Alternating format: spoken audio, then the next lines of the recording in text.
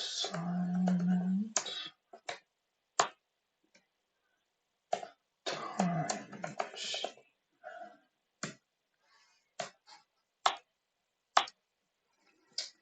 And 1, 2, 3.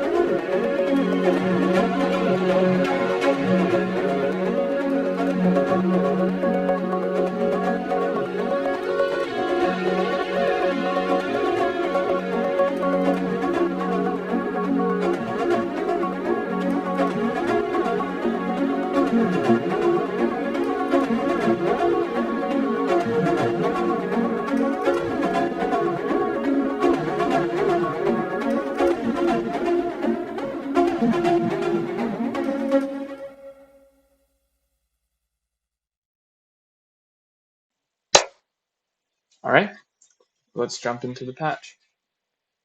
So basically what we have here is just an audio visualizer. Everything is kind of being driven by this one audio track, which in our case is linked by Bonobo. So that is coming over here where I'm breaking it down into frequency bands and using values of some of those to drive other parameters in the animation. The first thing that it's sent to, using kind of the lowest frequency, which is probably an 808 or something hiding in the track somewhere, is determining kind of the length of recursion of feedback, both on the video and in the audio. So it's kind of determining its own feedback.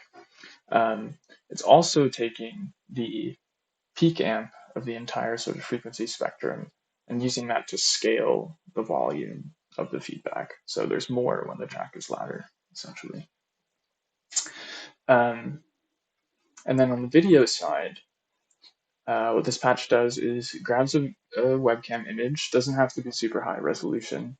I couldn't really notice any difference when I increased it in sort of the visual quality, and it just slowed the patch down. So pretty low resolution, taking that down here and turning it into a mesh, which we are displacing using the illuminance values. And then we're drawing that mesh in the sort of line strip style, which gives it sort of just contours instead of a surface, and using the original image, both in black and white and color, to sort of texture those lines. So it's not just a single hue across. And then that is being sort of, whether it is in color or black and white is being determined. Also, whether if it passes the threshold in the peak amp. And then over here on the camera control, I'm taking some more of these kind of variables and using them to control various parameters. So the lens angle is kind of coming in and out.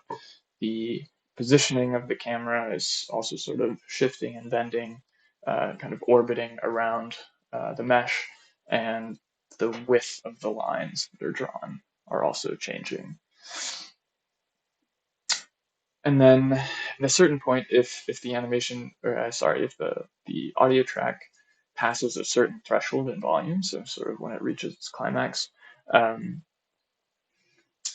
it's shifting angles with a switch to sort of show like that alternate kind of side view, so you get more of the mesh displacement and less of the image, just to sort of highlight that even more.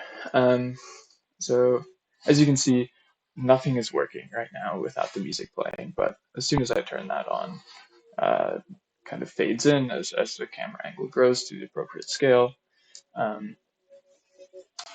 And when the track fades out, everything will stop again. That is pretty much it. Hope you enjoyed, and I will see you all on Wednesday. Peace.